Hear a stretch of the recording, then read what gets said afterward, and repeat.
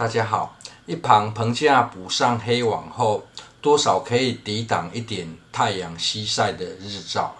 这倒塌棚架内部各有一株豇豆跟苦瓜，很巧的各占据一槽外呢，也都长在槽内的左边呐。由于都在长豆结果，又是高菜价的期间呐，就暂时不进行台风后的后续善后了。由于槽内右边还有利用的空间，整理时特别将菜床加大，调成不对称，排水孔直接打开，不怕积水后呢，中间的凹槽也做了缩减来增加种植的空间。对于家庭种植而言，这样的空间要多个几样短天期的菜，已经算很不错用了。只是短天期的菜有些共同的困扰，就是很不耐泡水这也是需要垫高种植的原因。而在雨季时，还有个恼人的麻烦就是蝸牛抓不胜抓。此处棚架倒塌，更是增加了阴湿空间的躲藏处了。初步的空间状况说明完毕，正式进入家庭种植的闲聊时间这里的空间预计要撒3种全年可种植的菜籽分别是美味菜、黑芥蓝与紫薇小白菜。由于事先已经有进行松土，现在先进行撒种的是美味菜，也称之为美姜菜这种菜是由青江菜与小松菜杂交后的品种。由于包含喂狗，大概只剩20分钟可用撒种时就采用最简易快速的办法，每次只取少量的种子进行分撒。撒完种子后，用铁耙子在上方耙一耙，让种子卡进缝隙，撒种就算完成。接着要进行撒种的是黑芥蓝。黑芥蓝不同于黄芥蓝之处呢，是四季都可以种植。撒种时可以撒密集一点，这只要20几天就可以采收菜苗。特别之处是要让它长高大一点也行只是得进行移植，加大生长空间。采收的方式则是反复切下它的出茎主食，因为相对比较嗜水，就撒种在方便取水的低处。最后进行撒种的则是紫薇小白菜，这种小白菜比较细嫩无湿很受长辈喜爱之外，也深受蝸牛的喜爱。目前撒种在此呢，多少有牺牲打的意涵如果可以顺利生长，意味着蝸牛快清除干净了，不然大约小苗时就得移植去别处避免夜长梦多，隔日一来人去菜空的窘境最后再一起耙一下土，让种子卡进缝隙里。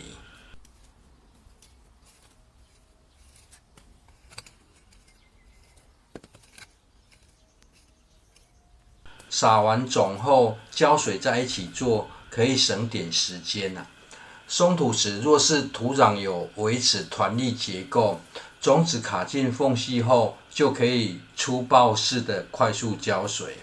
现在的取水处可以源源不绝的原因是围墙下方埋有水管，连接外面灌溉河道这也是进水后虹吸再流到中央深处的鼓峰蓄水池这取水处需要挖得比河道深，当外面河道没水时，蓄水池的水倒流就只会留在取水处来维持水管内满水的状态。当遇到下大雨时，蓄水池就会转变成滞洪池水未达到一定高度后，就会自动反向把水抽出去。这算是蛮有趣的自然现象应用不过也不是一次到位的，经过多次的调整与加大蓄水池后，目前后院已经不用每周都得配合河道停水，每次来水时又要重新启动虹吸取水了。把蓄水池加大花的时间呢，马上赚了回来。1星期后，菜苗陆续开始长出来后，因为还偶尔下雨，图表上层有小板结的现象。这可以再观察几天菜苗生长的状态。如果生长顺利，浇水的位置就可以改到一旁的沟槽，利用蔓延的方式让水往上吸啊。老是从上方浇水，在烈日下，土壤只会板结得更严重。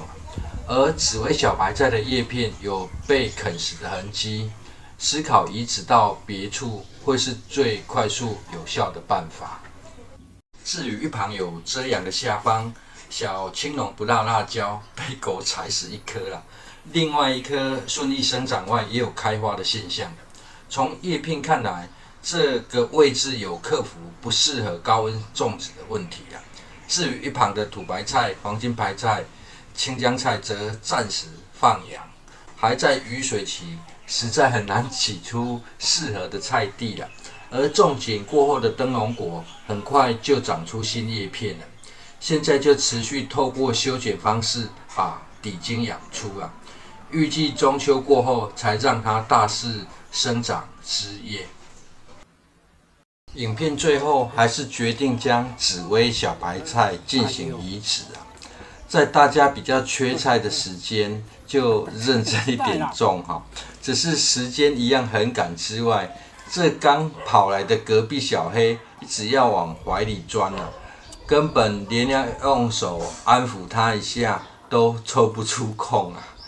通常送菜给亲戚得到的反馈大概都是每样都好吃啊。而这紫薇小白菜却是会被特别点名的其中一种菜啊。若不是这个缘故，大概也就随性生长就好。这菜叶已经有啃食的孔洞呢，感觉幼苗已经被吃掉一半有啊。不移植走的话，隔日可能就全没了。分摊风险的概念，就分别移植到比较干净的不同位置啊。而这批则是跟芦笋商量了一下看能否借用一下沟槽，借宿个几十宿啊。芦笋开出的条件则是不能影响到它玉树临风的站立者毕竟这是它的主人经过多次的培土另外得拨收一点住宿费感觉算是很合理的要求。于是，在原本的沟槽间添加一点腐殖土，除了避免芦笋倒塌，也算提供了营养金满意与否呢，则得等待数日后芦笋的回应因为芦笋种植的位置地势比较高，经过反复培土后，根系也在比较深的位置是不会发生抢肥的问题。这样也就争取到约1个月的时间，来整理其他可用的空间目前天气变化太大，气温也还很高集中种植在管理上应该有1箭3式雕吧。至于浇水便利性的问题，则特别保留了靠内部壁面的凹槽，没有种植